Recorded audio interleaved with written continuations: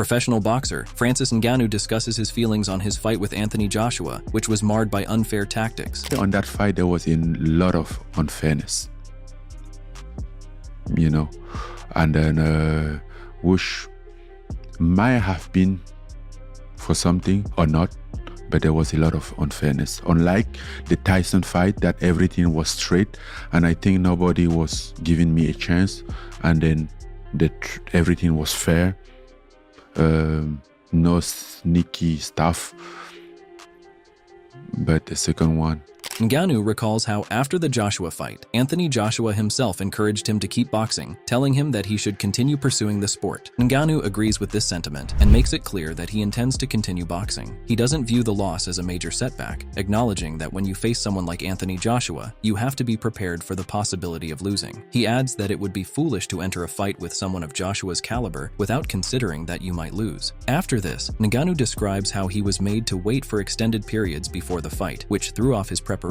For instance, on the day of the fight, he was told that the fight would happen around midnight, but as the night went on, the start time kept getting pushed back. He recalls sitting in the locker room, warming up, and then being told that the fight would start at 1:45 a.m. However, he noticed that Anthony Joshua didn't even arrive at the arena until 1:30 a.m., which meant there was still more time to wait. This uncertainty and the extended waiting period disrupted his rhythm and left him feeling fatigued before the fight even began. Moreover, Ngannou reveals how these tactics, which he believes were deliberate, affected his performance. He mentions how he had to wait in the locker room for over 4 hours, which drained his energy. His coach, who noticed what was happening, grew increasingly frustrated and even began yelling about how these tactics were designed to tire Ngannou out before the fight. At the time, Ngannou didn't fully grasp how serious the situation was, thinking it was just a minor inconvenience. However, by the time he realized the full impact, it was too late. He describes feeling extremely tired and even falling asleep in the locker room before the fight. This exhaustion, whether due to the long wait or general fatigue, meant that he wasn't at his best when he finally stepped into the ring. Furthermore, martial artist Michael Jai White points out that Joshua's more threatening jabs made Ngannou overly defensive, leading to a predictable pattern that Joshua exploited to knock him out. Because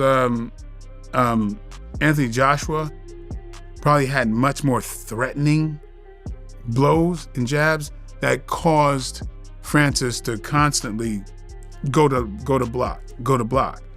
And that's one of the things that was very different. White reflects that extending arm to parry in a situation like this is a risky move, especially against a powerful and skilled opponent like Joshua. White explains that instead of trying to parry, Ngannou should have kept his hands up close to his face in a traditional guard, which would have better protected him from Joshua's punches. By extending his arm to parry, Ngannou left himself exposed, making it easier for Joshua to time his punches and land a powerful straight right to the chin. This mistake was not just a minor technical error, but a critical lapse that changed the course of the fight. White and his friend Frankie, who is also knowledgeable in boxing, noticed Ngannou's mistake early in the fight. They realized that if Ngannou continued to try and parry Joshua's punches in that manner, it was only a matter of time before Joshua would land a decisive blow. This observation led them to predict that the fight would end unfavorably for Ngannou, as Joshua's power and precision would eventually break through Ngannou's defenses. Moreover, former professional boxer Paulie Malignaggi notes that Ngannou had mastered the basic boxing skills better than other MMA fighters who transitioned into boxing. It was into a fight. We're still going to confuse him because once the fight got not basic, there was nothing Francis Ngannou was really going to be able to do, except hope to get lucky with a lucky punch. A sense of catching and shoot timing in the Tyson Fury fight was excellent, of course.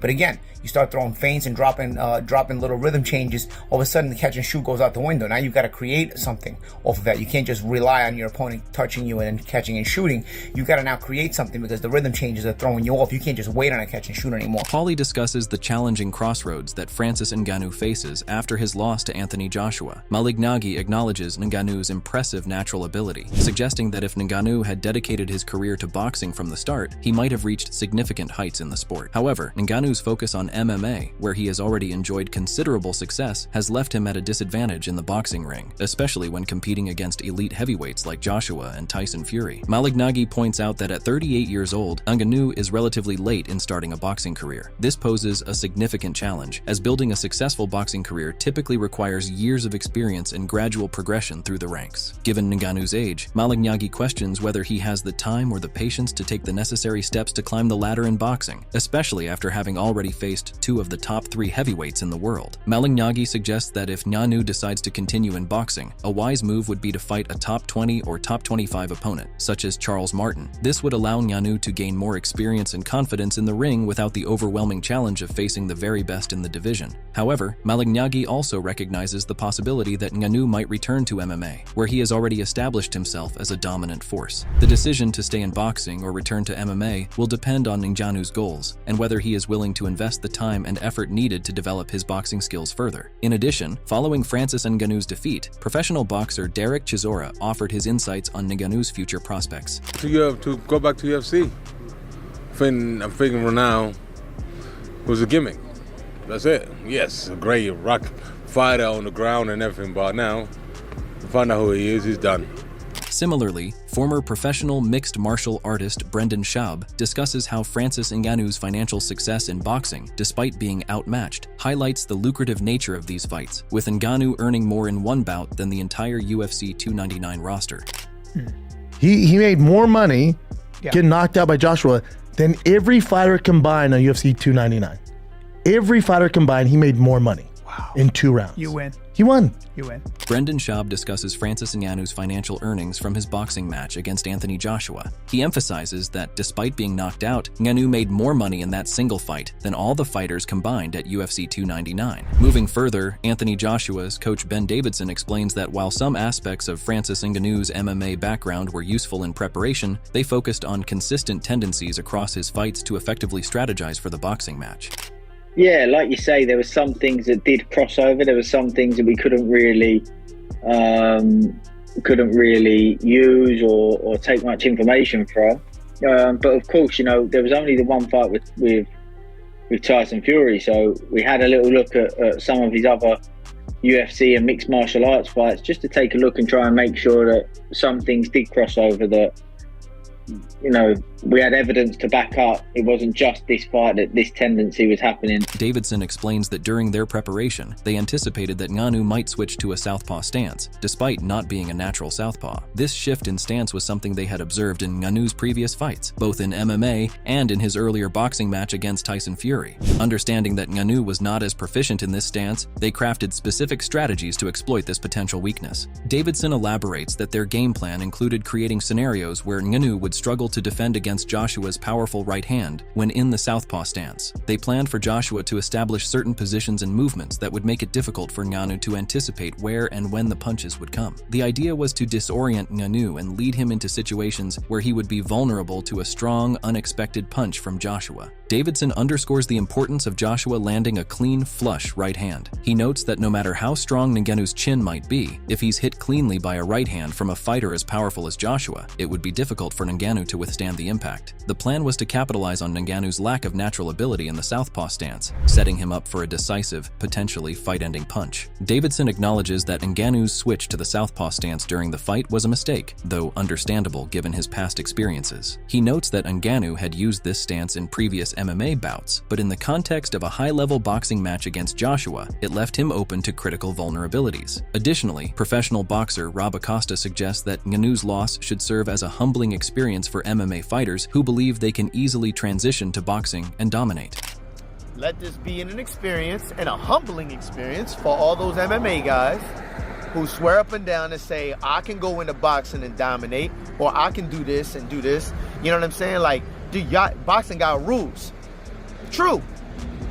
But you should be skilled enough to protect yourself from feints, from certain staying on the line. Rob Acosta discusses the significant differences in danger between boxing and MMA. He argues that boxing is inherently more dangerous due to its focus on continuous head and body shots over the course of many rounds. Unlike MMA, where fighters can win through various methods such as submissions or chokes, boxing centers on a sustained attack on limited targets, which can lead to more cumulative damage over time. Acosta highlights that boxing matches typically last for 8, 10, or 12 rounds, with fighters being repeatedly subjected to blows. This prolonged exposure, combined with the focus on just two primary targets, the head and the body, makes boxing particularly hazardous. In contrast, MMA fights are generally shorter, often lasting only 3 rounds, and the fighters have more ways to win that do not involve repeated strikes to the same areas. He also notes the difference in glove size between the two sports. While MMA fighters use smaller 4-ounce gloves, boxers use heavier gloves, usually weighing 8-10 ounces. The heavier gloves in boxing can cause more severe impacts over time, as seen in the knockout of Francis Ngannou by Anthony Joshua. Ngannou, who transitioned from MMA to boxing, was unprepared for the level of skill and the dangers posed by the sport, as he fell for various tactics and took numerous hard shots before being knocked out. Acosta concludes that while Ngannou showed heart by continuing to fight after being knocked down, the experience serves as a humbling reminder that boxing, with its specific set of rules and prolonged, focused attacks, is a different and often more dangerous challenge than MMA, particularly for those who are not fully versed in its nuances. Regarding his future in boxing, he added, "I do think that if Ngannou makes the right move with his team and goes with a nice solid boxing team while still staying with whoever's been with him for the longest, I think he'll do well in the heavyweight division." Professional boxer Anthony Joshua emphasizes that there was no rush to knock out Ngannou, showing his confidence and readiness to go the distance if needed.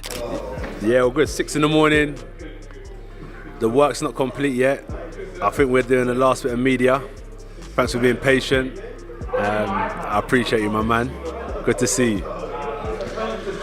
Anthony Joshua reflects on the fight and his respect for his opponent, Francis Ngannou. He emphasizes that although the fight ended in a knockout, he doesn't want to define Ngannou solely by that outcome. Joshua acknowledges Ngannou's impressive background as a UFC heavyweight champion and his transition to boxing, which is a significant achievement in itself. Joshua expresses his admiration for Ngannou, pointing out that if he had been the one knocked out, Ngannou's team might have used that victory to tarnish his reputation. However, Joshua chooses not to do the same. Instead, he maintains respect for Ngannou, recognizing the challenges and accomplishments Ngannou has faced in his career. Joshua's comments highlight his sportsmanship and the importance of not reducing someone's entire career to a single defeat, especially someone with Ngannou's extraordinary story. Francis Ngannou's trainer Dewey Cooper expresses disappointment with the outcome, acknowledging that sometimes in boxing, you win some and lose some. A lot of rounds that he was there. Yeah, we knew he was dangerous. And that's heavyweight boxing. You land the right shot, it could change everything. I do want to ask you, in your eyes though, from the 2 performances you've seen Francis in a professional ring, does that give you more edge for maybe carrying it on, or do you feel like he is going to go into the PFL? A loss doesn't end anything. Despite the defeat, Cooper is clear that this loss doesn't signal the end of Ngannou's boxing career. He states that a loss doesn't end anything, meaning that even though they didn't win this time, it doesn't mean Ngannou should stop or that his career is over. Cooper explains that if they had won, everyone would be celebrating, but since they lost, they need to focus on bouncing back. Cooper also emphasizes that they are fully committed to supporting Ngannou in whatever decision he makes about his future. Whether Ngannou chooses to keep boxing or take another path, the team will stand by him and do everything they can to help him succeed. Do let us know in the comments section below. If you enjoyed this video, make sure to subscribe and check out some of our other videos on the screen right now.